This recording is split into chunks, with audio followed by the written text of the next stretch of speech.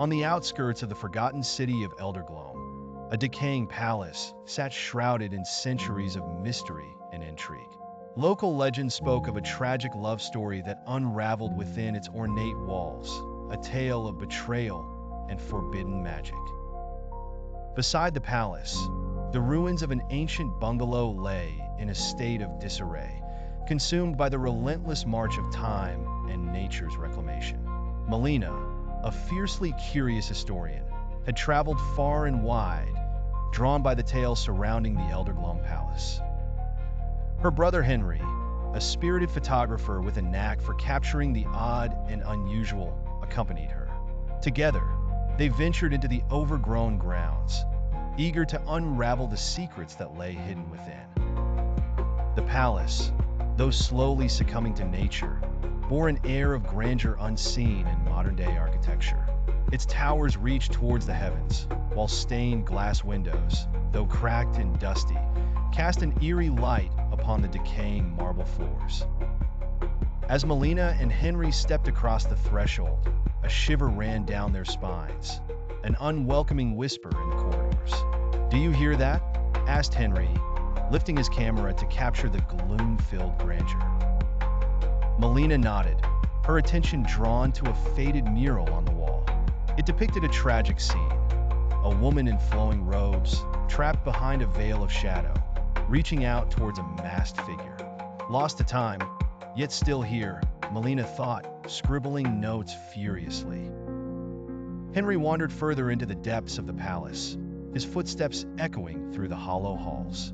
The deeper they ventured, the thicker the air seemed to grow. Layers of dust lay over everything, like a shroud. As Henry paused to examine an ornate candelabra, Melina's gaze caught movement at the edge of her vision, a fleeting shadow slipping silently from the room. "Who's there?" she called out, her voice barely more than a whisper. Silence filled the air, pressing down on her with an unsettling weight. Despite the chill creeping into her bones, Melina continued, each room telling a fragment of the palace's story. She found herself drawn to the portrait gallery, where a striking painting of the same woman from the mural hung. Her eyes seemed to follow Melina, filled with a sorrowful longing. Suddenly, Henry's voice rang out from the direction of the bungalow ruins. "Melina, come qui." Tearing her eyes away from the painting, she hurried back through the halls, her heart pounding with each step. There she found Henry, standing before a collapsed doorway, his flashlight illuminating something horrifying. It was a coffin, partially unearthed by the roots of an encroaching tree. "We found something big," Henry said, kneeling to examine the coffin. Inscribed on its surface were cryptic symbols and a name, Isolde. Melina's mind raced. Could this be the woman locked in a tragic embrace, forever watching from the walls of the palace? As they pondered their discovery, the temperature plummeted.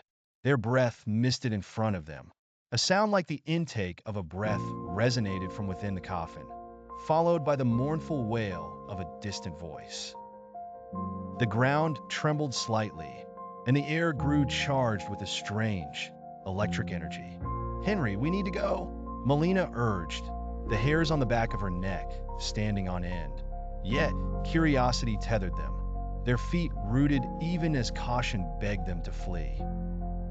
Suddenly, a figure emerged from the mist, a woman, radiant and ethereal, her expression a mix of despair and hope.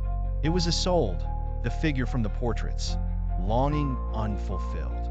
"Help me, free me," her voice echoed, neither male nor female, but full of sorrow from ages past.